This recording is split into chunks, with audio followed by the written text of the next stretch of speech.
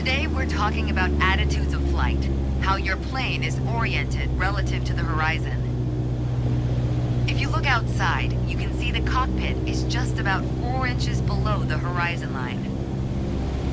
We're flying straight with a decent rate of speed. This is the cruise attitude. Let's see how it reads on your instruments.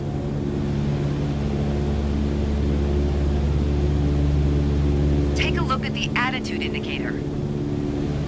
As the name implies, it shows your current attitude. The white line is the horizon, with the sky above and the ground below.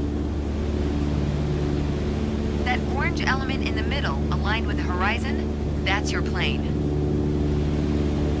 Just like we saw outside, our current attitude reads pretty much straight and level. Okay, now let's see how much power the engine's generating. Check your tachometer. Looks like we're pushing around 2,300 revolutions per minute. Combined, attitude and engine RPMs translate to aircraft performance. Which leads us to your airspeed indicator. Now, last but not least, check your altimeter. To figure out your altitude, you always want to read the small needle first.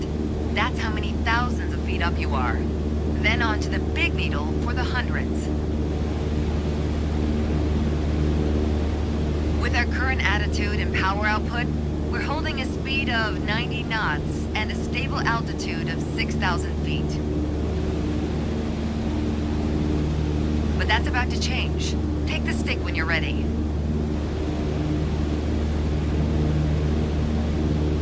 Pull back slightly on the yoke to raise the nose just above the horizon line. About 2 inches. Make sure you don't pitch up too much, or the angle will be too steep to create lift.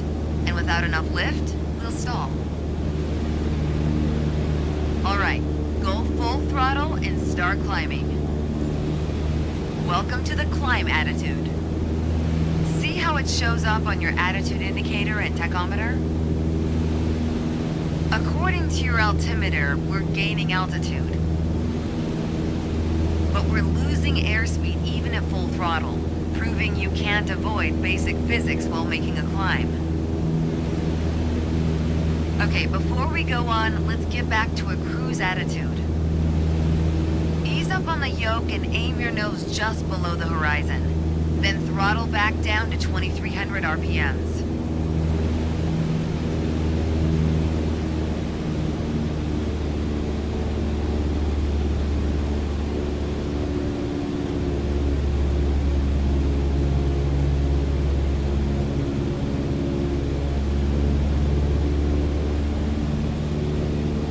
Nice job.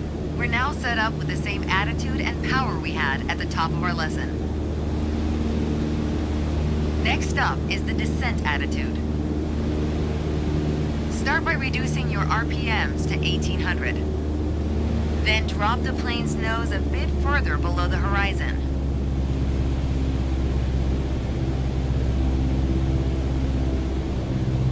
As expected, with the nose down attitude, our altitude is decreasing, while our speed is picking up.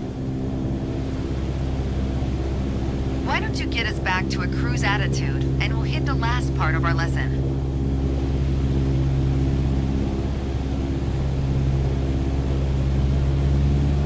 There we go. Now that we know how to cruise, climb, and descend, let's talk about the turn attitude.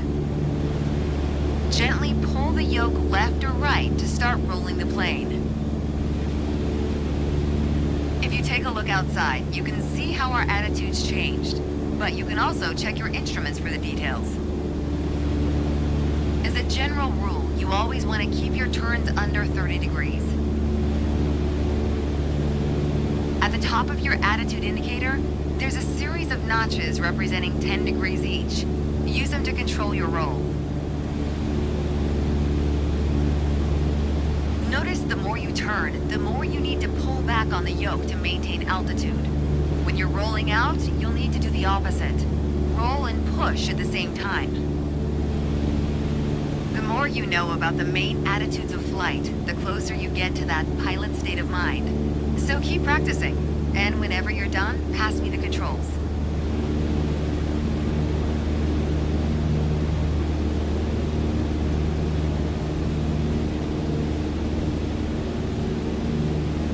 Thanks, I've got control now. Well done.